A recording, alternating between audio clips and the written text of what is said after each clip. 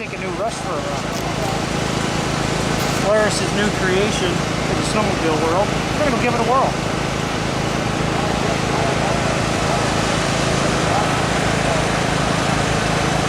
Well, what's the trick, mister?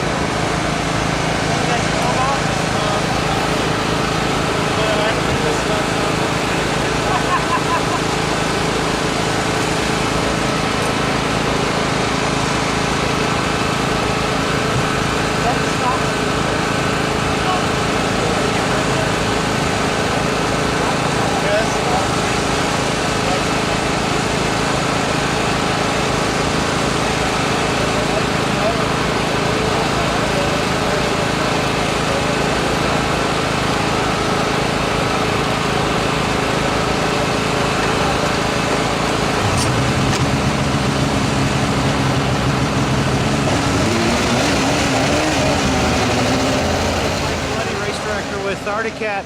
Mike, it's sure good to have you out at the race today. Oh, how can you complain on a beautiful day like this? If you could race every day like this, it'd be awesome.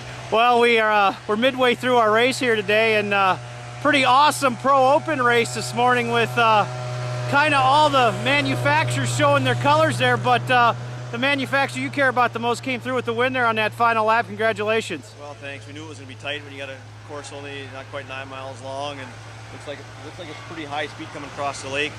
I don't think DJ and Brian, I don't think they were separated by even a second, and I guess that just makes it exciting for the crowd and everybody. Yeah, it was really cool. As you know, cross country is real important to all the manufacturers, and Polaris is here with their rush, and I know I had an opportunity to ride your new Snow Pro yesterday. You were thankful enough to bring it out here. What are some of the other riders getting a chance to ride today? What's their comments on the machine? Well, I think the phone's just ringing off the hook steady with questions about it. Obviously, the cross country and Pat's put in the Sport 85 class. That's for sure a huge target for it. I think we're looking for good things to come out of there. Still kind of working on where it's going to fall into play for snowcross wise. It's definitely legal to race in all the junior classes. Being only 85 horse, we'll see if it's competitive with some of the older 440s. But right now, it's hard for a new racer to come in and buy a new sled. He has to pretty much go buy hand-me-down stuff. Well, this will help change that. And if we can get it competitive in that class, I think all the better for us. It's on our same chassis platform as our 600, so it makes a good stepping stone for the next step out there. You know, Mike, I've known you for a long time, and it's one of the challenges for any of the new guys coming on board is to get your hands on one of these 600 Snow Pros. You can do it, but it takes a lot of mechanical expertise to make those sleds really competitive, and I think you know, hats off to you and Roger and the guys at Arctic to kind of recognize the need for this kind of class.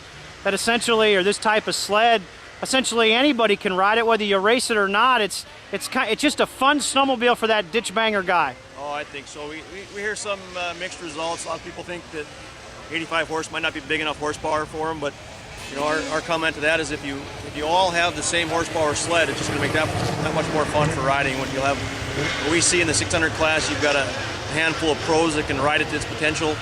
If they're racing an 85 horsepower sled, I think that number would triple, if not more, for racers being competitive with it. And a bulletproof sled. I mean, that motor's been around forever. Yeah, you know, it's a sled that's going to need some studs and some carbides and maybe a little different shock valving to what you want, and literally put gas and oil in it and drive it. You know, so we're still finishing it. It'll have, you know, it's going to have EFI and it'll be oil injected. That's the big plus. It's going to ride it on Monday, Tuesday, Wednesday, and race it on Saturday and Sunday, and that was, you know, a big goal for this. And that's you know what, that's a challenge for a lot of the new guys because they think that the race sled's that way, and it's not. It's a race designed sled. There's a lot of them out on the trail, but it takes a lot of work to go trail ride them 1,000 miles. That's for sure. So yeah, they were still built for snow crossing. Yeah. And we've shown that you can convert them over, and it's, you know, it's relatively easy to do, but you got to know what you're doing too. Yeah. Track and shock valving and clutching and gearing. So. Well, Mike, listen, from all of us at the USCC, myself personally, I want to give you a big thanks.